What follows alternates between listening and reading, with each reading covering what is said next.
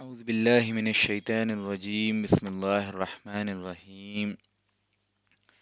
الحمد لله رب العالمين والصلاة والسلام على سيد المرسلين ومن سار على نهجه إلى يوم الدين رب اشرح لي صدري ويسر لي أمري واحلل عقدة من لساني يفقه قولي آمین یا رب العالمین۔ لاسٹ ٹائم میں نے بیان کیا تھا کہ انشاءاللہ تعالی اب ہم لوگ رسول اللہ صلی اللہ علیہ وسلم کے طائف کے سفر کے بارے میں پڑھیں گے، اور طائف کے سفر کی ضرورت کیوں پیش آئی یہ بھی تھوڑی سی بات پچھلی دفعہ ہو چکی تھی، تھوڑا سا اس کی وضاحت آج اور ہو جائے گی انشاءاللہ، اور پھر ہم یہ دیکھیں گے کہ پھر رسول اللہ صلی اللہ علیہ وسلم نے طائف کا سفر کیوں کیا، اور اگر طائف کا سفر کیا کسی خاص مقصد کے تحت تو طائف کو ہی کیوں چنا، دوسری جگہوں کو کیوں نہیں چنا سفر کے لیے، اور پھر طائف جب آپ صلی اللہ علیہ وسلم گئے تو وہاں آپ کے ساتھ کیا معاملہ ہوا۔ تو انشاءاللہ تعالی یہ آج کا ٹاپک رہے گا۔ آ، اس سے پہلے کہ ہم یہ سمجھیں کہ آپ صلی اللہ علیہ وسلم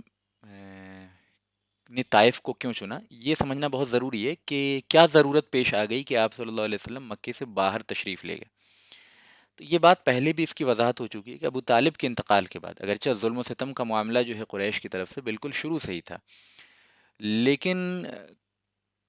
ابو طالب کی وجہ سے ایک ڈپلومیٹک سپورٹ حاصل تھا رسول اللہ صلی اللہ علیہ وسلم کو، جس کی وجہ سے آپ صلی اللہ علیہ وسلم کے ساتھ اکثر و بیشتر فزیکل بدتمیزی نہیں کی جاتی، آپ کے اوپر فزیکل ظلم نہیں کیا جاتا تھا۔ اس کے انسیڈنٹس ہوئے ہیں جس میں آپ صلی اللہ علیہ وسلم کے اوپر فزیکل اٹیکس کیا ہے قریش میں بعض لوگوں نے، لیکن یہ شاذ یعنی کبھی کبھی ایسا ہوتا تھا، ہمیشہ نہیں ہوتا تھا۔ تو ابو طالب کا پروٹیکشن جو ہے ڈپلومیٹک پروٹیکشن ایک بہت اہم وجہ تھی جس کی بنا پہ رسول اللہ صلی اللہ علیہ وسلم ظاہری اعتبار سے محفوظ تھے مکہ کے اندر۔ جب ابو طالب کا انتقال ہو گیا جیسا میں نے بتایا، اور پھر سیدہ خدیجہ کا انتقال ہو گیا، تو ان دونوں کے انتقال سے جو رسول اللہ صلی اللہ علیہ وسلم کے اوپر اثرات ان کی نجی زندگی میں پڑے وہ تو پڑے، اس کی وضاحت پہلے ہو چکی ہے، لیکن یہ بات بھی بیان کی جا چکی ہے کہ قریش کے اوباش و بدماش قسم کے لوگ جو تھے اب کھلے عام رسول اللہ صلی اللہ علیہ وسلم پہ حملہ کر دیتے، آپ صلی اللہ علیہ وسلم کی توہین اور تحقیر کا کوئی جو یوں سمجھ لیجیے کہ موقع نہیں چھوڑتے، فزیکلی بھی آپ صلی اللہ علیہ وسلم کے اوپر ایزالٹ وغیرہ ہونے شروع ہو گئے تھے اور بہت کثرت سے ہونے لگے تھے، اتنا عام ہو گیا تھا جیسا کہ ابن اسحاق وغیرہ کا بیان ہے، پچھلی دفعہ میں نے وہ روایت بیان کی تھی کہ رسول اللہ صلی اللہ علیہ وسلم نے فرمایا کہ قریش نے مجھ پہ کبھی اتنا ظلم و ستم اور کبھی اس طرح کی بدتمیزی نہیں کی جو مجھے ناگوار گزرے، یہاں تک کہ ابو طالب کا انتقال ہو گیا، یعنی انتقال ابو طالب کے بعد جو ہے یہ معاملہ بہت زیادہ شدت پکڑتا چلا گیا، اور رسول اللہ صلی اللہ علیہ وسلم اس بات کو سمجھ رہے تھے کہ یہ چیز کم ہونے والی نہیں بلکہ مزید بڑھنے ہی والی ہے، اور جو لوگ بھی اسلام قبول کرتے تھے آپ صلی اللہ علیہ وسلم کی دعوت و تبلیغ پہ لبیک کہتے تھے، ان کی زندگیاں بھی جو ہے وہ محال ہونے لگی، ان کو بھی طرح طرح کی مصیبت، طرح طرح کی آزمائش اور طرح طرح کے عذاب میں قریش مبتلا کرنے لگے، کسی کا گھر بار جلا دیتے، کسی کی دکانیں الٹ دیتے، کسی کے قتل کے در پہ ہو جاتے، کسی کی اتنی پٹائی ہوتی کہ وہ ادمرا ہو جاتا، اس طرح کے واقعات جو ہیں بہت کثرت سے سیرت کی کتابوں میں موجود ہیں۔ ہم نے باضابطہ جو ہے 4 5 6 لیکچر جو اسی ٹاپک پہ دیا تھا کہ اصحاب رسول صلی اللہ علیہ وسلم نے کس قسم کی آزمائش سہی ہیں، اور اس میں ہم نے یہ ساری باتیں بیان کی تھی کہ عمومی طور پہ مکی دور میں کس قسم کی آزمائش جو ہے صحابہ نے دیکھی، اور پھر ہم نے اس کی بھی وضاحت کی تھی کہ جتنی باتیں تاریخ نے ریکارڈ کی ہیں حقائق کے اعتبار سے دیکھا جائے اور یعنی فیکچول انالیسس کی جائے تو صحابہ نے اس سے زیادہ تکلیفیں سہی ہیں، لیکن تاریخ میں صرف سگنیفیکنٹ چیزیں ریکارڈڈ ہوتی ہیں نا، ہر دن روزمرہ کی زندگی کی مصیبتوں کا ذکر تاریخ کے اندر نہیں ریکارڈڈ ہو پاتا ہے، یہی نیچر ہے ہسٹوریکل اسٹڈیز کا۔ تو یہ ساری باتیں یعنی وقتاً فوقتاً آ چکی ہیں، تو ان وجوہات کے بنا پہ رسول اللہ صلی اللہ علیہ وسلم اب یہ چاہتے تھے کہ کوئی ایک مکہ سے باہر بھی ایک مرکز ہو، ابھی حبشہ میں مسلمان وہاں آباد تھے، اور حضرت جعفر رضی اللہ عنہ کی قیادت میں وہاں حبشہ میں صحابہ کرام کا ایک دستہ موجود تھا، اور وہاں دعوت و تبلیغ کا کام چل رہا تھا، لیکن وہاں باضابطہ ایک اسٹیبلشڈ حکومت تھی عیسائیوں کی، تو وہاں اس طرح سے مکمل اقتدار نہیں حاصل تھا، اگرچہ دینی آزادی پوری تھی، اور رسول اللہ صلی اللہ علیہ وسلم کا پلان بی کی حیثیت سے حبشہ کو ہمیشہ دیکھتے تھے، لیکن اب آپ ایک پلان اے بھی چاہتے تھے جس کے ذریعے جو ہے جو کوئی مرکز قائم ہو جائے اسی حجاز کے علاقے میں، جہاں جو ہے وہ اسلام مرکزی حیثیت سے مضبوط ہو، اور ایک چھوٹی موٹی حکومت قائم ہو جائے جس کے نتیجے میں پھر اسلام کی نشر و اشاعت جو ہے وہ آسان ہو جائے، کیونکہ یہ بالکل فطری امر ہے نا کہ جب انسان کو قوت، کسی بھی دعوتی تحریک کو قوت حاصل ہوتی ہے، حکومت حاصل ہوتی ہے، اقتدار حاصل ہوتا ہے، تو اس کا پھیلاؤ بہت آسان ہو جاتا ہے نا، اس کے راستے میں رکاوٹیں بہت کم ہو جاتی ہیں، اس دعوت و تحریک کی خوبصورتی اجاگر ہو کے لوگوں کے سامنے، عام ذہنوں کے سامنے، عام اذہان پہ واضح ہوتی ہیں۔ تو یہ فطری باتیں تھیں جن کے نتیجے میں، جن کی وجہ سے آپ صلی اللہ علیہ وسلم چاہتے تھے کہ ایک مرکزی حکومت آس پاس میں کہیں چھوٹی ہی صحیح قائم ہو جائے، جس کے ذریعے سے پھر اسلام کو مزید استحکام بخشا جائے اور پھیلایا جائے اسلام کو۔ اس کے تحت آپ نے طائف کا چناؤ کیا، یعنی مقصد طائف کا یہ تھا کہ طائف میں جا کے اگر دعوت و تبلیغ کی جائے اور وہاں کے لوگوں میں سے کسی بڑے لیڈر کو کنوینس کر لیا جائے، تو ممکن ہے کہ وہ پھر مسلمانوں کے پروٹیکشن کے لیے، صحابہ کرام کے پروٹیکشن کے لیے تیار ہو جائے، اور ایک چھوٹا موٹا اسٹیٹ بھی قائم ہو جائے۔ اگر وہ قبول کر لیتے ہیں اسلام کو، تو چھوٹا موٹا ایک اسٹیٹ قائم ہو جائے جس کے بعد جو ہے اسلام کا بھی پھیلاؤ ہو سکے اور قریش کے ظلم و ستم سے بھی نجات مل جائے مسلمانوں کو۔ یعنی بہت شارٹ میں بتا رہا ہوں، لیکن بنیادی طور پہ یہی دو مقاصد تھے آپ صلی اللہ علیہ وسلم طائف کے سفر میں۔ چلیے، تو یہ بات تو سمجھ میں آ گئی کہ آپ صلی اللہ علیہ وسلم اسلام کا بیس کھوجنے طائف گئے تھے، یعنی he was searching for some sort of political stability for Muslims and صحابہ کرام، تاکہ ایک چھوٹا موٹا اسٹیٹ قائم ہو اور پھر اس سے اسلام کا پرپس فلفل ہو۔ اب یہ سوال پیدا ہوتا ہے کہ آپ صلی اللہ علیہ وسلم نے طائف کو ہی کیوں سلیکٹ کیا؟ کیونکہ آپ کے جو فیصلے ہوتے تھے ایسے بے تکے نہیں ہوتے تھے، معاذ اللہ، آپ صلی اللہ علیہ وسلم انتہائی ذہانت سے، بہت عقل مندی سے اور بہت سوچ سمجھ کے اسٹریٹجیکلی فیصلہ لیتے تھے۔ یعنی پوری کائنات میں رسول اللہ صلی اللہ علیہ وسلم سے بڑھ کے اللہ پہ توکل اور بھروسہ کرنے والا کوئی دوسری ہستی نہیں ہو سکتی۔ اس کے باوجود ہم جب آپ صلی اللہ علیہ وسلم کے فیصلوں پہ غور کرتے ہیں تو بات یہ پتہ چلتی ہے کہ آپ کا چھوٹا فیصلہ ہو چاہے بڑا فیصلہ ہو، انتہائی غور و فکر کے نتیجے میں وہ ہوتا تھا، ٹھیک ہے؟ اور بہت ہی ایک اسمارٹ وے میں پلاننگ ہوتی تھی، اوور تھنکنگ نہیں ہوتی تھی۔ اوور تھنکنگ ایک نیگیٹو امر ہے، ایک نیگیٹو چیز ہے، لیکن calculated strategical thinking, strategic thinking, یہ ایک عقل مندی کی نشانی ہوتی ہے، یہ افیکٹو پلاننگ کا پارٹ ہوتا ہے۔ تو آپ صلی اللہ علیہ وسلم کی پوری زندگی ہم اگر انالائز کریں تو ہر موقع پہ، چاہے میں نے ہجرت حبشہ میں بھی انالائز کر کے بتایا تھا کہ حبشہ کا کیوں چناؤ کیا، اس سے پہلے مختلف مقامات پہ آپ صلی اللہ علیہ وسلم کے چھوٹے بڑے فیصلے کو ہم نے انالائز کیا ہے اور بتانے کی کوشش کی ہے کہ کتنی ذہانت کے بنا پہ آپ صلی اللہ علیہ وسلم نے یہ فیصلہ لیا۔ اسی طرح طائف کا بھی معاملہ ہے کہ آپ صلی اللہ علیہ وسلم نے طائف کو یوں ہی نہیں چن لیا تھا، بلکہ اس کے پیچھے ریزنز تھے۔ طائف جانے کا جو فیصلہ کیا تھا اس کے پیچھے ایک سوچی سمجھی ایک پلاننگ تھی۔ تو انشاءاللہ تعالیٰ اس کو پہلے سمجھتے ہیں نا، اور اس بات کو سمجھنے کے لیے پہلے ہمیں طائف کا تھوڑا بیک گراؤنڈ سمجھنا ہوگا، بغیر طائف کے بیک گراؤنڈ کو سمجھے یہ بات واضح نہیں ہوگی۔ تو سب سے پہلے ہسٹوریکل بیک گراؤنڈ سمجھتے ہیں طائف کا۔ دیکھیے، جیسا کہ بہت دفعہ یہ بات واضح ہو چکی ہے، شروع میں بہت تفصیل سے یہ بات آئی تھی کہ قریش کی ریلیجیس لیڈرشپ کے عرب قائل تھے۔ عرب اس بات کو مانتے تھے، قریش کو ایک تقدس کی نگاہ سے دیکھتے تھے، ایک برتری کی نگاہ سے قریش کو دیکھتے تھے، اور اس کا احسان، اس احسان کا ذکر بھی اللہ تعالیٰ نے سورہ قریش کے اندر کیا ہے، اور سورہ قریش کی شرح ہم نے باضابطہ تفصیل سے پڑھی ہے نا، تو ابتدائی لیکچرز میں۔ تو قریش کا جو مقام تھا وہ آپ کے اوپر واضح ہے۔ عام عرب جو ہے قریش کی ریلیجیس اینڈ پولیٹیکل لیڈرشپ کو کا قائل تھا۔ دو قبیلے، دو مقام ایسے، دو جگہیں ایسی تھیں، دو قبیلے کہہ لیجئے، وہ ایسے تھے جو قریش کو الٹیمیٹ لیڈرشپ، قریش کی الٹیمیٹ لیڈرشپ کے قائل نہیں تھے۔ ایک طائف والے، طائف والے لوگ جو تھے، اس میں خاص طور پہ ثقیف قبیلہ جو ہے، ثقیفہ جو تھا، وہ قریش کی لیڈرشپ کو کے لیے ایک سلائٹلی سارٹ آف چیلنج تھا، اور دوسرا جو تھا وہ حوازن، حوازن، تو اس کا ذکر ابھی ہم یہاں نہیں کریں گے۔ تو مقصد ہمارا یہاں ثقیف کو بیان کرنا ہے، یعنی یوں کہہ لیجیے کہ اہل طائف کو بیان کرنا ہے۔ تو طائف وہ جگہ تھی جو سارٹ آف چیلنج تھی قریش کے پاور، حالانکہ وہ قریش کے برابر نہیں تھے طاقت میں اور قوت میں اور لیڈرشپ میں، جس طرح قریش کا ایک پوزیشن حاصل تھی عرب کے اندر، لیکن اگر قریش کی اتھارٹی کو کوئی چیلنج کر سکتا تھا تو وہ طائف تھے، کیونکہ طائف مضبوط تھے، یعنی ریلیٹیولی ان کے اندر یہ صلاحیت تھی کہ وہ قریش پہ ڈومینیٹ کر سکیں، حالانکہ کمزور تھے ریلیٹیولی، لیکن پھر بھی ایک پوٹینشیل ہوتا ہے۔ ایک بات، دوسری بات، قریش بھی چاہتے تھے کہ طائف کے اوپر قبضہ بنا لیں، کیونکہ طائف کے اندر جو ہے ویجیٹیشن اینڈ گرینری عرب میں باقی علاقوں سے زیادہ تھی، اور ریگستان میں گرینری اور ویجیٹیشن کی کیا اہمیت ہے یہ آپ بہت اچھے طریقے سے جانتے ہیں۔ تو قریش بھی اکنامک ریزن سے چاہتے تھے کہ طائف کے اوپر قبضہ کر لیا جائے، اور اسلام کے آنے سے پہلے کئی بار کوششیں کی گئی ہیں قریش کی طرف سے جنگی طریقے سے کہ طائف کے اوپر قبضہ ہو جائے، اگرچہ جو ہے فلی سکسیسفل نہیں ہوئے، بعض علاقے پہ قبضہ ہو گیا تھا لیکن فلی سکسیسفل قریش نہیں ہوئے تھے۔ تو گویا یوں کہہ سکتے ہیں کہ کولڈ وار کی کیفیت ہمیشہ رہتی تھی طائف میں اور قریش میں، ٹھیک ہے۔ اس کے نتیجے میں کیا ہوا کہ طائف نے جب اس بات کو محسوس کیا، اچھا طائف میں دو بڑے قبیلے تھے جو رول کرتے تھے، ان کے آپسی یوں کہہ لیجیے کہ سنگٹھن سے پورا کا پورا طائف کا نظام چلتا تھا۔ تو طائف نے کے لیڈرشپ نے اس بات کو سمجھ لیا کہ قریش ہمارے سب سے بڑے دشمن ہیں، قریش سے ہمیں خطرہ ہے، اور قریش چاہ رہے ہیں ہمارے اوپر اوور پاور کر کے ہمارے علاقوں کو قبضہ کر لیں، تو لہٰذا عقل مندی اسی بات میں ہے کہ قریش کے ساتھ ہم ٹریٹی کر لیں،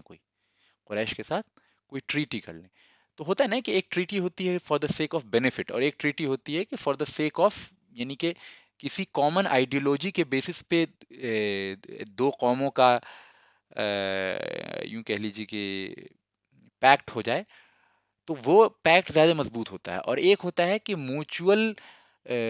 ہارم سے بچنے کے لیے جو ٹریٹی ہوتی ہے، جس کے ذریعے جو ہے چاہتے ہیں کہ یعنی وہ ہم کو نقصان پہنچائے نہ ہم ان کو نقصان پہنچائیں، کیونکہ دونوں ایک دوسرے کے لیے سارٹ آف سلائٹلی چیلنج ہیں۔ تو ایسی صورت میں جو پیکٹ ہوتا ہے، ٹریٹی ہوتی ہے، وہ ذرا ویک ہوتی ہے، وہ بینیفٹ اورینٹیڈ ہوتی ہے، وہ ہارم کو ایوائڈ کرنا اس کا مقصد ہوتا ہے۔ تو طائف نے کیا کیا، طائف والوں نے کیا کیا کہ قریش کے ساتھ جو ہے، یعنی طائف والوں میں خاص طور پر قبیلہ ثقیف کی بات کر رہا ہوں، ثقیف نے جو ہے قریش کے ساتھ پیس ٹریٹی کر لی کہ بھائی ہم لوگ جو ہیں وہ لڑیں گے نہیں۔ اس پیس ٹریٹی کے نتیجے میں کیا ہوا کہ اکنامک ایکسچینجز اسٹارٹ ہو گئے طائف اور قریش کے درمیان، یہ ساری باتیں اسلام سے پہلے کی ہیں۔ تو اور طائف کا میں نے بتایا کہ انوائرمنٹ جو ہے کمپیریٹیولی بیٹر تھا باقی ڈیزرٹ ایریاز سے، اور ویجیٹیشن وغیرہ زیادہ تھی۔ تو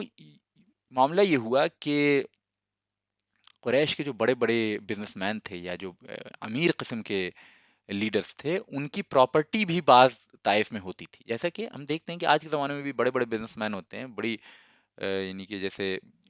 یو ایس میں رہ رہا ہے، کہیں اور رہ رہا ہے، لیکن وہ اس کی پراپرٹی کسی ایسے علاقے میں ہوتی ہے جو بہت پیسفل ہو، جہاں ٹیکس وغیرہ کا ایشو کم ہو، جہاں سرویلنس کا ایشو کم ہو، اس طرح کے معاملات ہوتے رہتے ہیں۔ تو یہی تھا معاملہ کہ قریش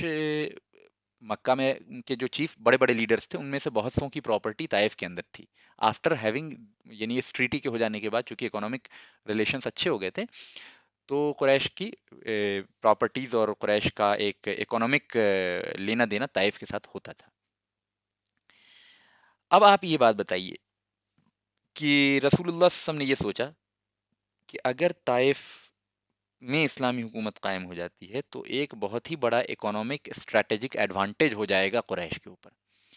کیونکہ اب قریش کی پراپرٹیز ہمارے قبضے میں ہوگی، قریش کی جو ٹریڈ اینڈ اکنامک ایکٹیویٹیز ہیں وہ ہمارے یعنی سپرویژن میں ہوگی، تو ان کو ہماری شرائط کو ماننا پڑے گا، ان کے اوپر ہم اکنامکلی اور اسٹریٹجیکلی پریشر ڈال سکیں گے اگر طائف والے ہماری بات کو مان لیتے ہیں۔ تو ایک بہت اچھا اسٹریٹجک قدم تھا رسول اللہ صلی اللہ علیہ وسلم کا کہ طائف جا کے وہاں کے لوگوں کو وہاں کی لیڈرشپ کو خاص طور پہ کنوینس کیا جائے کہ آپ لوگ جو ہیں وہ اسلام کو سپورٹ کیجیے۔ اچھا چلیے آگے چلتے ہیں۔ ایک اور چیز، رسول اللہ صلی اللہ علیہ وسلم اس بات کو جانتے تھے کہ یہ جو یعنی یہ جو ٹریٹی ہے اور پیس پیکٹ ہے طائف اور قریش کے درمیان، یہ کسی آئیڈیولوجی کے بیسس پہ نہیں بلکہ میوچول ہارم کے اوائڈنس کے مقصد کے تحت ہے۔ تو یہ اتنا اسٹرانگ الائنس نہیں ہے، یہ اتنا اسٹرانگ پیکٹ نہیں ہے، تو اس کو توڑنا آسان ہے۔ اگر طائف اسلام قبول کر لیتے ہیں تو جو طائف کے قبائل ہیں وہ قریش کے ساتھ اپنے الائنس کو مینٹین نہیں رکھیں گے، وہ ٹوٹ جائے گا، اور طائف کو بھی ایک موقع مل جائے گا کہ قریش کے اوپر جو وہ سپیریورٹی حاصل کر سکتے تھے، جس کا وہ خواب دیکھتے تھے، وہ بھی پورا ہو سکنے کے چانسز ہوں گے۔ تو طائف میں بھی طائف اور قبیلہ ثقیف کے لوگ جو ہیں وہ جلدی اسلام کو قبول کریں، اس ایڈوانٹیج کو پیش نظر رکھتے ہوئے۔ تو یہ دو باتیں، تین چار باتیں تھی رسول اللہ صلی اللہ علیہ وسلم کے ذہن میں، جس کے نتیجے میں وہ آپ صلی اللہ علیہ وسلم ثقیف پہنچے۔ اور کس کے ساتھ گئے پہلے یہ سمجھ لیجئے، معاملہ کیا ہوا وہ تو آگے دیکھیں گے، یعنی یہ بات تو سمجھ میں آ گئی کہ طائف کا سلیکشن کیوں ہوا۔ دوسری اہم بات یہ کہ جب طائف کا سلیکشن ہوا تو آپ طائف کیسے گئے؟ تو ایک چیز نوٹ کیجئے، آپ طائف جو ہیں یہ اکیلے آپ کے ساتھ جو ہیں زید بن حارثہ گئے۔ زید بن حارثہ کے بارے میں نے بتایا بہت تفصیل سے، ان پر باضابطہ ایک پورا لیکچر زید بن حارثہ کے اوپر دیا، جو اللہ کے رسول صلی اللہ علیہ وسلم کے منہ بولے بیٹے تھے۔ وہ ہمارا جو غالباً 26 یا 25 نمبر کا لیکچر ہے، وہ زید بن حارثہ رضی اللہ عنہ کے اوپر ہی ہے۔ تو بہت قریب تھے آپ صلی اللہ علیہ وسلم کے، اور آپ کے منہ بولے بیٹے تھے، اور مکہ میں اور یعنی عام طور پہ عرب میں لوگ جانتے تھے کہ یعنی ان کو بیٹا ہی سمجھتے تھے، چونکہ عرب میں منہ بولے بیٹے کی حیثیت بھی اپنے بیٹے جیسی ہی ہوتی تھی۔ تو لوگ جانتے تھے کہ زید بن حارثہ کو لوگ زید بن محمد ہی کہتے تھے اکثر، یعنی کہ وہ اس کو رسول اللہ صلی اللہ علیہ وسلم کی طرف نسبت دیتے تھے اور آپ کا بیٹا سمجھتے تھے۔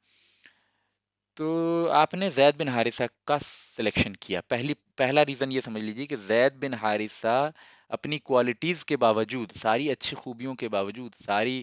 ایمانی قوت کے باوجود، آپ صلی اللہ علیہ وسلم عام طور پہ ابو بکر صدیق رضی اللہ عنہ کے ساتھ جاتے تھے قبائل کے لوگوں سے بات کرنے، کیونکہ ابو بکر صدیق بہت نالجبل تھے،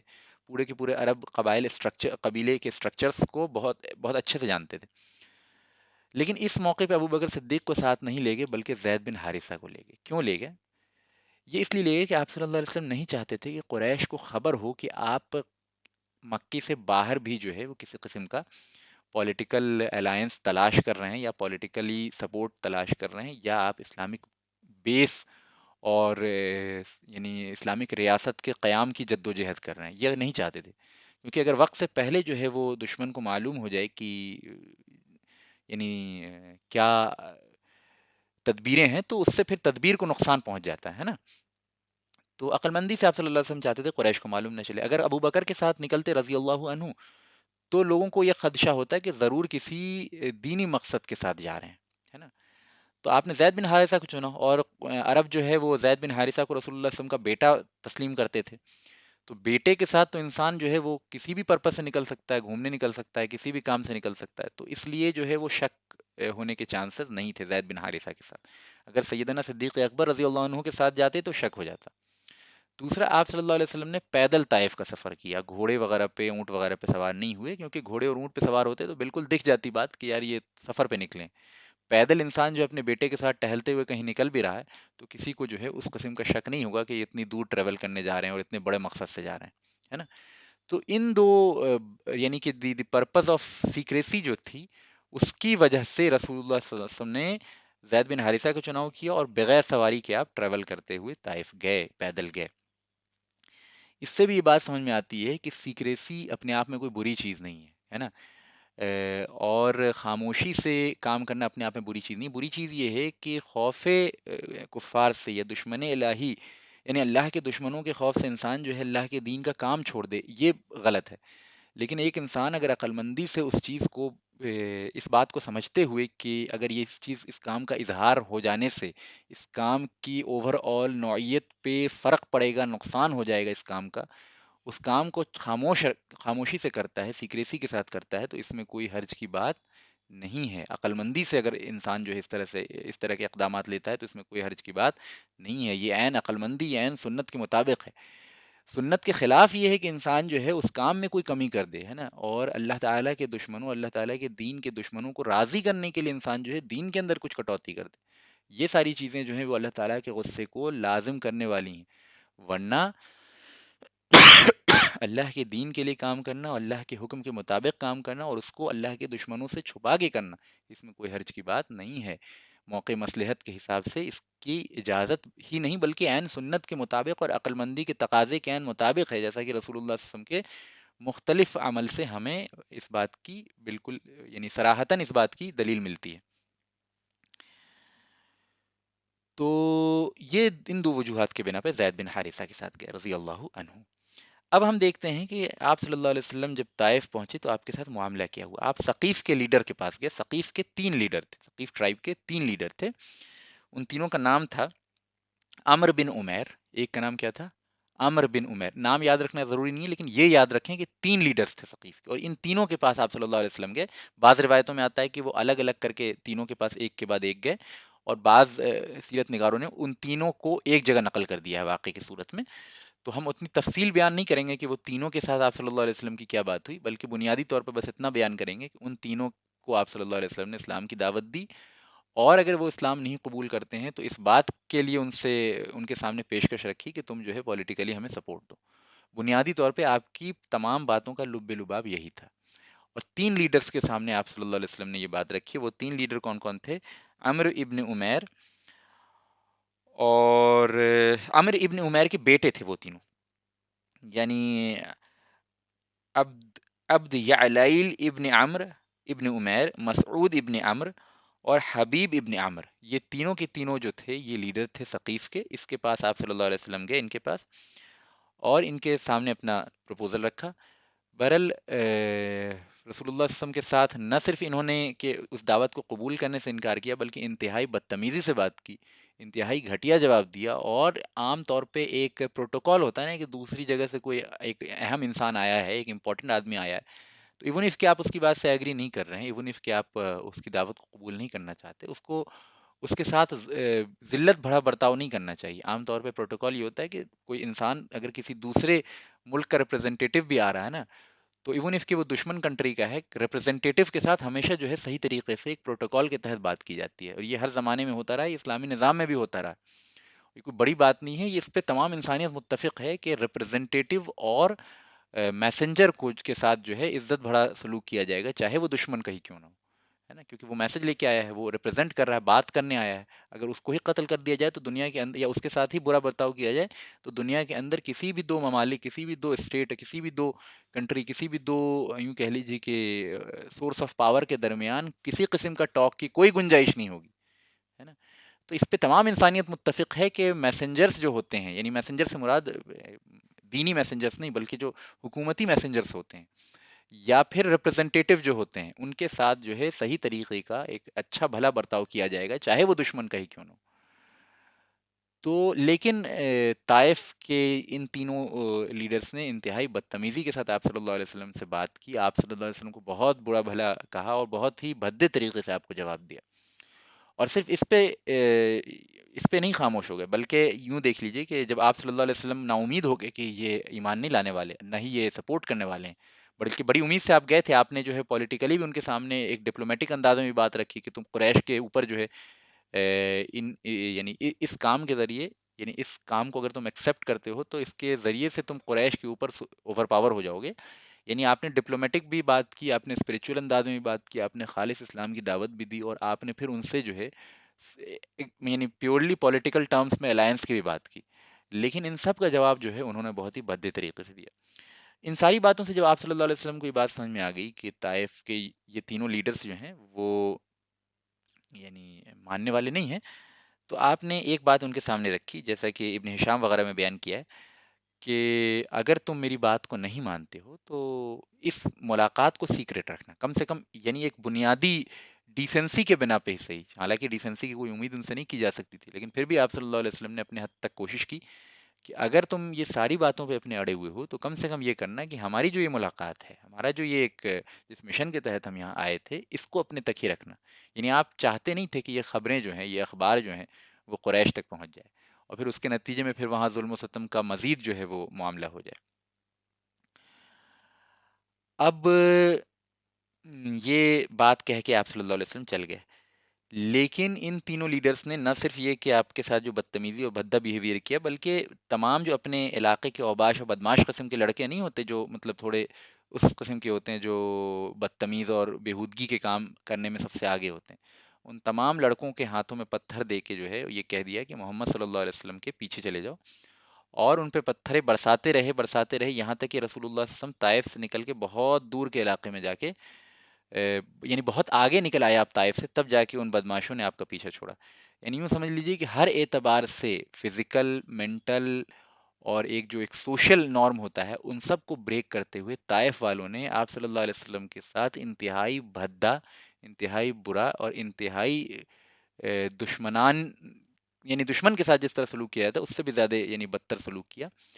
اور آپ صلی اللہ علیہ وسلم کو انتہائی زخمی کر دیا، یہاں تک کہ روایتوں میں آتا ہے کہ آپ کا پورا جوتا جو ہے خون سے بھر گیا تھا، اتنی شدت سے آپ کو جو ہے چوٹیں آئی تھیں،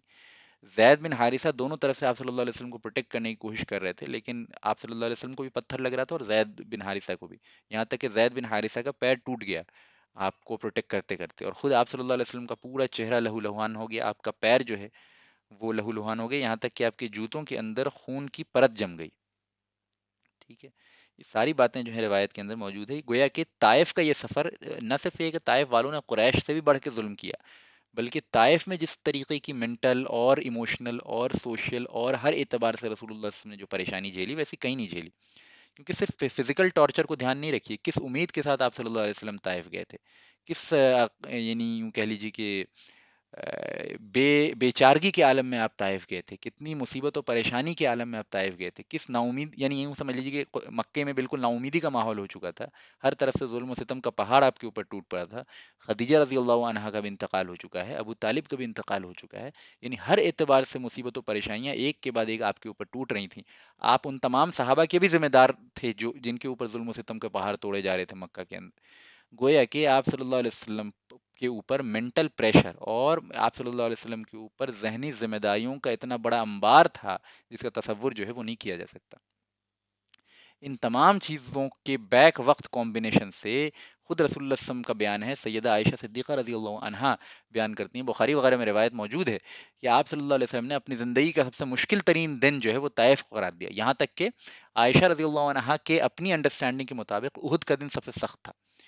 تو لہٰذا انہوں نے کہا کہ یعنی سیدہ عائشہ نے بعد میں پوچھا آپ صلی اللہ علیہ وسلم سے کہ کیا احد سے بڑھ کے بھی کوئی سخت دن آپ کے اوپر گزرا ہے، کیونکہ احد میں بھی آپ صلی اللہ علیہ وسلم زخمی ہو گئے تھے اور بہت یعنی تیر وغیرہ جو ہے آپ کے چہرے کے اندر گھس گئے تھے اور بہت سارے معاملات ہو گئے تھے، پتھر سے چوٹ آ گئی تھی، بے ہوش ہو کے آپ گر گئے تھے، خون اتنا بہہ رہا تھا کہ فوارے کی شکل میں جو ہے نکل رہا تھا. ان ساری پریشانیوں کے باوجود جو ہے وہ رسول اللہ صلی اللہ علیہ وسلم نے فرمایا کہ نہیں، طائف کا دن جو ہے، یعنی حدیث طویل ہے، میں مفہوم حدیث بیان کر رہا ہوں کہ طائف کا دن جو ہے آپ صلی اللہ علیہ وسلم نے اس حدیث کے اندر جو ہے سب سے سخت ترین دن قرار دیا. گویا یہ اس صرف فزیکل پین کی وجہ سے نہیں تھا، ان تمام وجوہات کے بنا پہ تھا جو ہم نے آپ کے سامنے بیان کیا. ٹھیک ہے. بہرحال ان ساری چیزوں سے پریشان ہو کے آپ صلی اللہ علیہ وسلم جب یعنی اب جب اوباشوں بدماشوں کا علاقہ ختم ہو گیا، آپ وہاں سے نکل کے بہت آگے آ گئے طائف سے، تو ایک باغ تھا جس میں جا کے تھک ہار کے آپ جو ہے بیٹھ گئے پیڑ پہ سے ٹیک لگا کے. اور یہ باغ کس کا تھا؟ یہ باغ تھا ربیع کے دو بیٹے اتبا ابن ربی، اتبا ابن ربی کا باغ تھا یہ، غالباً اتبا ابن ربی کا تھا، ایک بار مجھے کنفرم کرنے دیجیے.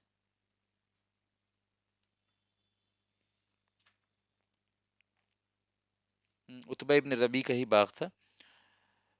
تو یہ اتبا ابن ربی کہاں کا تھا؟ یہ مکہ کا تھا جیسا کہ آپ جانتے ہیں، لیکن میں نے پہلے بتایا کہ اہل مکہ میں بعض امیر لوگوں کے باغات جو ہیں طائف اور اس کے آس پاس کے علاقوں میں ہوا کرتے تھے. تو یہ اتفاقاً وہی باغ تھا جو اتبا کا باغ تھا جو اتبا کی اونرشپ میں تھا، یہاں تھا طائف میں، طائف کے تھوڑا سا باہر تھا. تو آپ صلی اللہ علیہ وسلم کو اس کی واقفیت نہیں تھی، آپ اس پیڑ کے نیچے جا کے بیٹھ گئے. اتبا اس وقت اتفاقاً اسی باغ میں یعنی ایک وہ جو یعنی ایک یوں کہہ لیجیے کہ فارم ہاؤس ٹائپ کا نہیں بنا ہوتا، باغ میں ایک چھوٹا سا علاقہ ہوتا ہے جو آرام کرنے کے لیے ہوتا ہے، اس میں تھوڑی چھوٹی موٹی چھت ہوتی ہے. تو اسی اسپیس میں اتبا بیٹھا ہوا تھا اور اس نے آپ صلی اللہ علیہ وسلم کو دیکھا. تو اس کو تھوڑا سا یعنی اللہ تعالیٰ کو منظور تھا کہ آپ صلی اللہ علیہ وسلم کو کے لیے تھوڑی آسانی ہو جائے، تو اس وقت اللہ تعالیٰ نے اس کے دل میں تھوڑی سی رحمت اور شفقت ڈال دی، اور اس نے دیکھا کہ آپ صلی اللہ علیہ وسلم اتنے پریشان ہیں، تو اس نے اپنے غلام کو جو ہے وہ کچھ انگور اور کچھ پھل دے کے جو ہے آپ صلی اللہ علیہ وسلم کے پاس بھیجا کہ جاؤ اس کو کھلا دو. کیونکہ بہرحال ایک رشتہ داری اتبا سے تھی آپ صلی اللہ علیہ وسلم کی، دور سے ہی صحیح، کیونکہ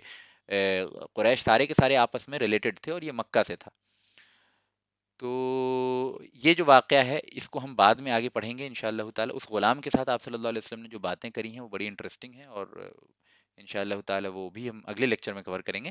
لیکن ابھی بس یہ بتانا مقصد ہے کہ یہاں پہ آپ صلی اللہ علیہ وسلم تھک کے بیٹھ گئے اور انتہائی مجبوری اور انتہائی رقت بھرے انداز میں اور یوں کہہ لیجیے بہت ہی بے چارگی کے عالم میں آپ صلی اللہ علیہ وسلم نے اللہ تعالیٰ سے دعا کی. تو یہ جو دعا آپ صلی اللہ علیہ وسلم نے اس موقع پہ کی ہے انشاءاللہ تعالی، اس دعا کو ابھی ہم آپ کے سامنے پڑھیں گے. آج یہیں پہ بات کو ختم کریں گے، یعنی اس دعا کو سمجھ لینے کے بعد ہم جو ہے بات کو ختم کر دیں گے. تو یہ دعا انشاءاللہ تعالی آپ کے سامنے اسکرین پہ آ رہی ہے، اگر آپ اسکرین پہ غور کریں. اعوذ باللہ من الشیطان الرجیم. اللہ کے رسول صلی اللہ علیہ وسلم نے ہاتھ اٹھایا اور اللہ تعالیٰ سے فرمایا اللہم الیک اشکو ضعف قوتی وقلت حیلتی، کہ اے اللہ تعالیٰ میں تجھ سے ہی شکایت کرتا ہوں اپنے قوت کی کمی کی، یعنی اپنے قوت کی کمزوری کی، یعنی اپنی کمزوری کا شکوہ اے اللہ میں صرف تجھ سے کرتا ہوں، اور وقلت حیلتی، یعنی میرے پاس جو آپشنز کی کمی ہے اے اللہ اس کی بھی شکایت میں صرف تجھ سے کرتا ہوں، وحوانی علی الناس یا ارحم الراحمین، اور لوگوں کی نظر میں بے وقعتی جو میری ہو گئی ہے، لوگوں کی نگاہ میں جو میری کم، یعنی میری امپورٹنس ختم ہو گئی ہے، یعنی لوگوں کی نگاہ میں جو اللہ میری حیثیت بہت چھوٹی ہو گئی ہے، اللہ ان تمام چیزوں کی شکایت میں تجھ سے ہی کرتا ہوں، اے ارحم الراحمین، اے تمام رحم کرنے والوں میں سب سے زیادہ رحم کرنے والے، انت رب المستضعفین، اے اللہ تو ہی تو کمزوروں کا، تمام کمزوروں کا رب ہے، وانت ربی، اے اللہ تو ہی تو میرا رب ہے، میرا پالن ہار ہے، یو آر مائی لارڈ، الی من تاکلنی الی بعید یتجہمونی ام الی عدو ملکتہ امری، اے اللہ تو نے مجھے کس کے حوالے کر دیا ہے؟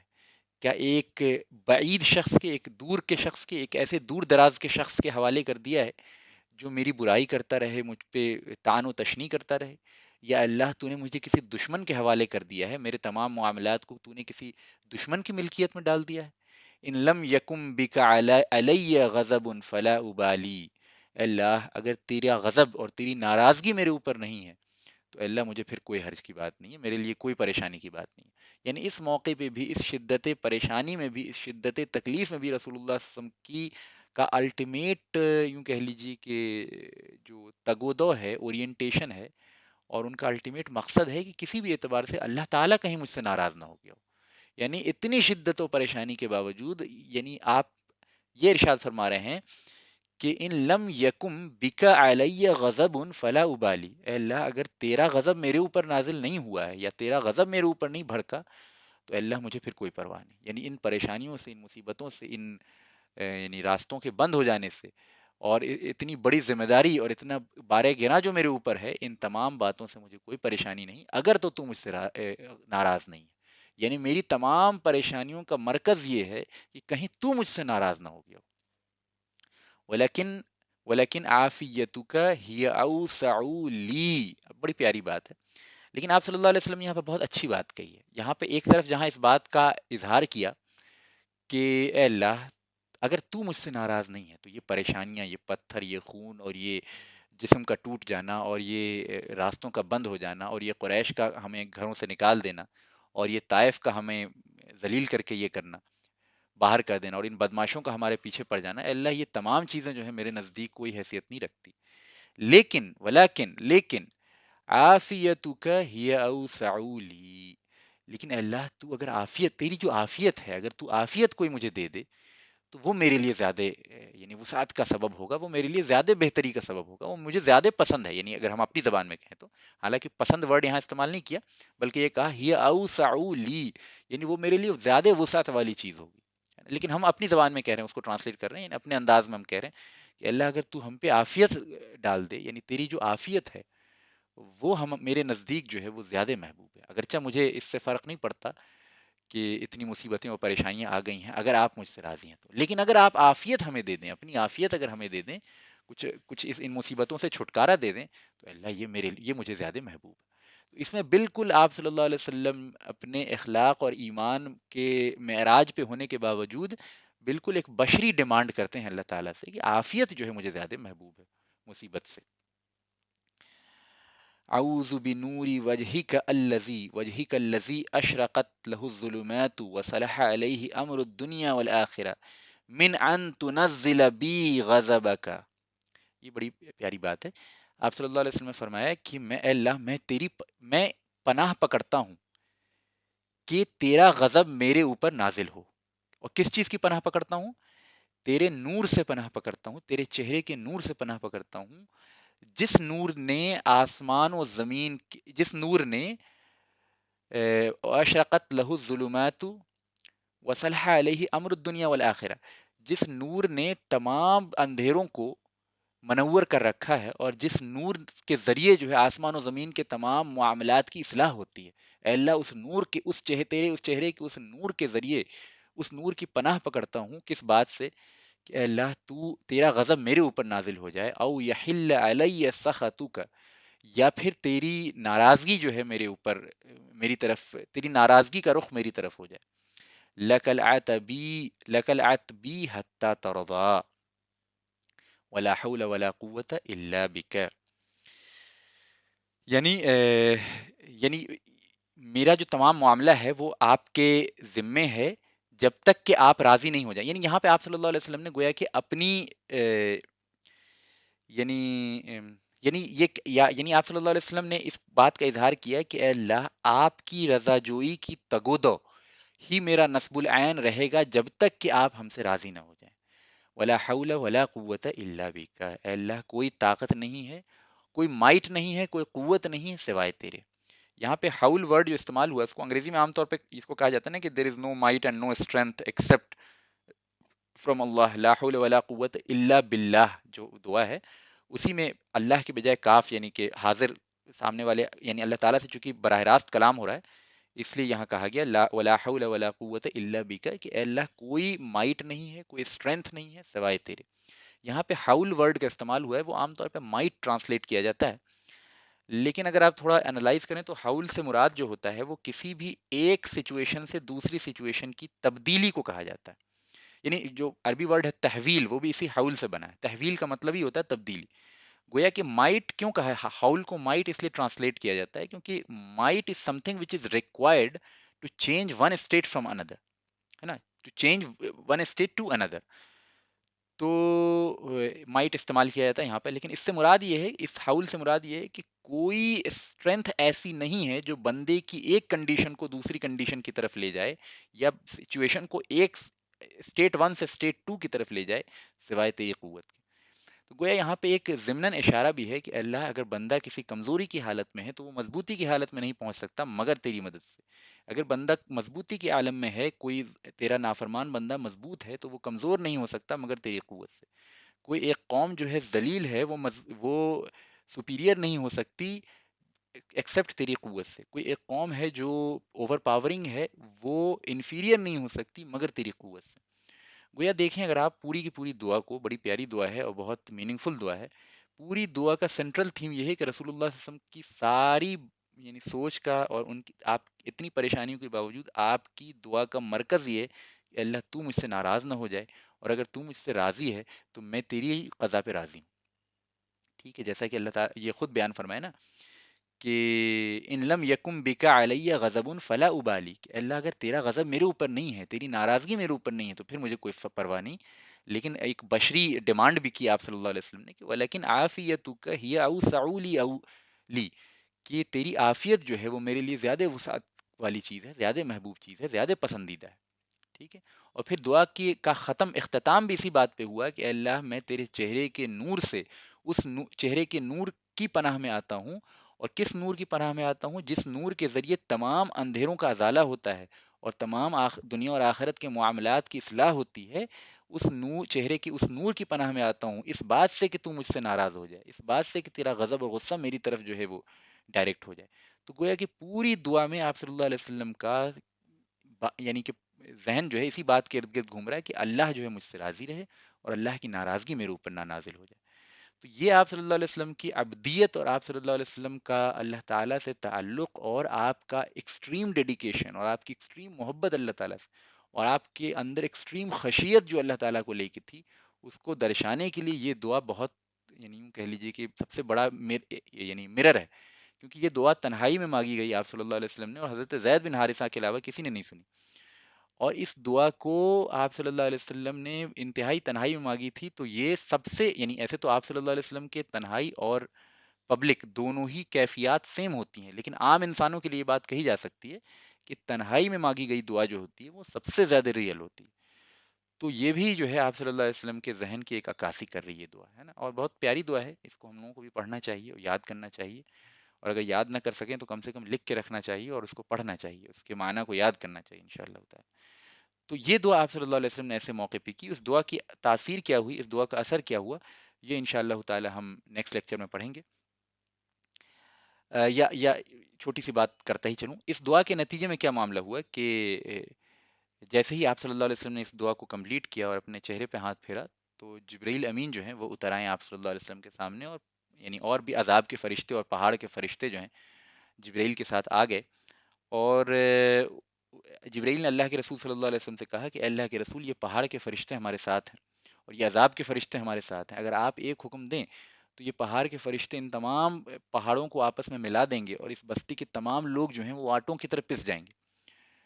تو اس پہ جو ہے وہ رسول اللہ صلی اللہ علیہ وسلم نے کیا ارشاد فرمایا؟ آپ صلی اللہ علیہ وسلم نے ارشاد فرمایا کہ نہیں، بلکہ مجھے امید ہے کہ اللہ تعالیٰ ان کی جنریشن سے، اگر یہ ایمان نہیں لائے تو کیا ہوا، ان کی جنریشن سے ایسے لوگ پیدا کریں گے جو اللہ اور اس کے رسول صلی اللہ علیہ وسلم پہ ایمان لائیں گے اور اللہ کے ماں سوا کسی اور کی عبادت نہیں کریں گے۔ گویا توحید کو لے کے آپ کی حمیت اتنی مضبوط تھی کہ اس کے لیے آپ ان تمام تکالیف کو برداشت کرنے کے لیے تیار تھے۔ دوسرا، آپ صلی اللہ علیہ وسلم یہ نہیں چاہتے تھے، جیسے رحمت اللہ عالمین جو ہے آپ صلی اللہ علیہ وسلم کو کہا جاتا ہے، اس کا ایک اظہار یہاں پہ بھی ہوا کہ آپ صلی اللہ علیہ وسلم نہیں چاہتے تھے کہ قوموں کے اوپر عذاب نازل ہو، اور حتی الامکان حتی الوسعت آپ کی یہ کوشش ہوتی تھی کہ لوگ ایمان لے آئیں اور جہنم کے عذاب سے بچ جائیں، کیونکہ دنیا کے عذاب سے بھی زیادہ سخت تر جو ہے وہ عذاب آخرت کا ہے۔ جب بعض لوگ اللہ کے رسول صلی اللہ علیہ وسلم کو رحمت اللہ عالمین بیان کرتے ہیں تو اکثر اس کا دنیاوی پہلو تو بیان کرتے ہیں لیکن اخروی پہلو کو بھول جاتے ہیں، کہ سب سے بڑی رحمت تو یہ ہے نا کہ انسان جو ہے سامنے والے کو اور عام انسانوں کو جہنم کے عذاب سے بچانے کا طالب ہو۔ یعنی آپ صلی اللہ علیہ وسلم کی رحمت کی سب سے بڑا اظہار اس بات سے ہوتا ہے کہ آپ لوگوں کو توحید کی طرف بلانے کے لیے انتہائی کوشاں رہتے تھے اور لوگوں کو جہنم کے عذاب سے بچانے کے لیے انتہائی کوشاں رہتے تھے۔ تو اگر آپ نے اپنے دشمنوں کو معاف کیا ہے اور بعض لوگوں پہ رحم کیا ہے اور اپنے شدید ترین پرسنل انیمیز کو بھی معاف کیا ہے، یہ بے شک آپ کی رحمت کا مظہر ہیں اور بہت بڑے مظہر ہیں، لیکن اس سے بھی بڑا اظہار اس بات سے ہوتا ہے کہ آپ نے اپنے دشمنوں کے لیے بھی یہ چاہا ہے کہ یہ توحید کی دعوت کو قبول کر لیں، اپنے دوستوں کے لیے بھی یہ چاہا ہے کہ اب یہ توحید کی دعوت کو قبول کر لیں۔ گویا کہ رحمت کا اظہار، یعنی آپ صلی اللہ علیہ وسلم کی رحمت کا ضرب ثنام یہ ہے کہ آپ لوگوں کو چاہتے تھے کہ توحید کی اقراری ہو جائیں اور جہنم کے عذاب سے بچ جائیں۔ تو جب ہم کہتے ہیں کہ رسول اللہ صلی اللہ علیہ وسلم رحمت اللہ عالمین ہے، تو اس رحمت اللہ عالمین ہونے کا سب سے بڑا اظہار آپ کی تبلیغی کاوشوں کے ذریعے ہوتا ہے۔ اس بات کو سمجھیں، آپ کا دشمنوں کو معاف کر دینا انتہائی بلند اخلاق کی نشانی تھی، اس میں کوئی دو رائے نہیں، لیکن سب سے بڑی نشانی جو آپ کی رحمت کی تھی وہ یہ تھی کہ آپ اپنی تبلیغی کام میں انتہائی ڈیڈیکیٹڈ تھے، اور ہر اعتبار سے آپ کی کوشش یہ ہوتی تھی کہ لوگ جو ہیں شرک و کفر کی ضلالت سے نکل کے توحید کے نور کو، رسالت کے نور کو اور آخرت کے عقیدے کو قبول کر لیں۔ یہی ہمارا بھی یعنی اپروچ ہونا چاہیے کہ یعنی جو اخلاق کے دوسرے اظہار کا طریقہ ہے، وہ ساری باتیں اپنی جگہ بہت خوبصورت ہیں اور بہت اعلیٰ ہیں اور ہونی چاہیے۔ اس کے بغیر انسان کی شخصیت جو ہے اور اس کا کردار جو ہے خوبصورت نہیں بن سکتا، نہ ہی اس کی دعوت مؤثر ہو سکتی ہے۔ لیکن رحمت کا سب سے بڑا اظہار اور رحمت کا سب سے بڑا مظہر یہ ہے کہ انسان اس بات کا طالب ہو کہ زیادہ سے زیادہ انسان جو ہے وہ اللہ تعالیٰ کی رضا جوئی کی طرف چلنے والے ہو جائیں، اس کے غضب سے بچنے والے ہو جائیں، شرک اور کفر سے نکلنے والے ہو جائیں اور توحید اور رسالت اور آخرت کے ماننے والے ہو جائیں۔ اس سے بڑا رحمت کا اظہار کچھ نہیں۔ آپ نے کسی کی 2 وقت کی بھوک مٹا دی تو انتہائی اچھا کام کیا، آپ نے نیک کام کیا، لیکن اگر کسی کو آپ نے جہنم کے عذاب سے بچانے کے لیے تگ و دو کی تو یہ اس سے بہت زیادہ بڑا اور اعلیٰ کام ہے نا، اس سے بہت عرفہ کام ہے نا۔ تو سمجھنا چاہیے کہ رسول اللہ صلی اللہ علیہ وسلم کی رحمت للعالمین ہونے کا سب سے بڑا اظہار آپ کی تبلیغی کوششوں سے ہوتا ہے، اور آپ کے معاف کرنے سے تو ہوتا ہی ہے، لیکن تبلیغی پہلو کو بھی نہ بھولیں۔ تو اس موقع پہ بھی آپ صلی اللہ علیہ وسلم نے توحید کے مقصد کو پرائر رکھا اور لوگوں کو معاف کیا، اور لوگوں کو معاف بس for the sake of forgiveness نہیں کی، but for the sake of دین کی، فار دا پرپز کہ ان کے آنے والی جنریشنز جو ہیں توحید کے نام لیوا ہو جائیں، رسولوں کے نام لیوا ہو جائیں اور آخرت کے ماننے والے ہو جائیں۔ تو مقصد معاف کرنے کا فقط اپنی رحمت کا اور اپنے اخلاق کا چرچا کروانا نہیں تھا، بلکہ مقصد یہ تھا کہ انسانیت کی ایک بہت بڑی تعداد جہنم سے بچ کے جنت میں جانے والی ہو جائے۔ بہرحال یہ موقع تھا جس پہ جبرائیل امین نازل ہوئے، اور فرشتے جو پہاڑ کے فرشتے تھے اور عذاب کے فرشتے تھے، انہوں نے آپ صلی اللہ علیہ وسلم کو سلام کیا، آپ نے ان کے ساتھ کلام کیا، اور پھر جو ہے وہ عذاب کا پرپوزل رکھا، آپ صلی اللہ علیہ وسلم نے اس پرپوزل کو مسترد کر دیا اور اس کی وجہ بیان کی، اور اس وجہ کے پیچھے جو حکمت تھی وہ ہم نے بیان کی ابھی آپ کے سامنے،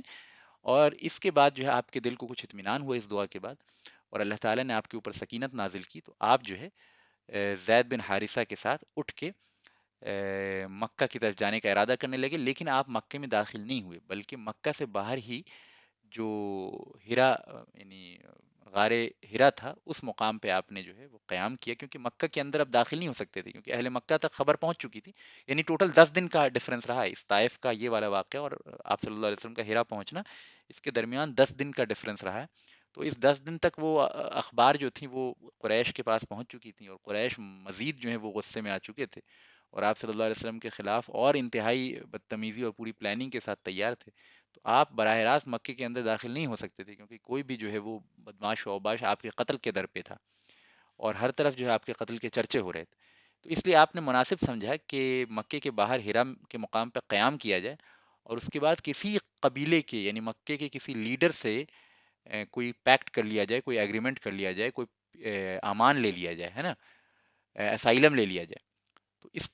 اس کی وجہ سے آپ صلی اللہ علیہ وسلم نے ہیرا کے مقام پہ، ہیرا کے کیو میں قیام فرمایا، اور زید بن حارثہ کے ساتھ قیام فرمایا. تو یہیں پہ انشاءاللہ تعالی میں اپنی بات کو یہاں ختم کروں گا. اور نیکسٹ جو ہمارا لیکچر ہوگا وہ ہم یہ دیکھیں گے کہ آپ صلی اللہ علیہ وسلم جب اب مکے کے اندر کیسے داخل ہوں گے، کس قبیلے کے لیڈر کی پناہ میں داخل ہوں گے، اور مکے والوں کا سلوک آپ صلی اللہ علیہ وسلم کے ساتھ کیا رہے گا، اور طائف کے بعد مکے کے جو حالات میں تبدیلی ہوئی وہ کیا ہوئی. ان چیزوں کو سمجھنے کے بعد یہ ہمارے نیکسٹ لیکچر میں باتیں آئیں گی. دو تین اور امپورٹنٹ انسیڈنٹ ہوئے جس سے آپ صلی اللہ علیہ وسلم کے دل کو کچھ سکون ملا. اس میں سے ایک یہ کہ اس غلام کا بھی تذکرہ بھی ہم نے تھوڑی دیر پہلے کیا تھا،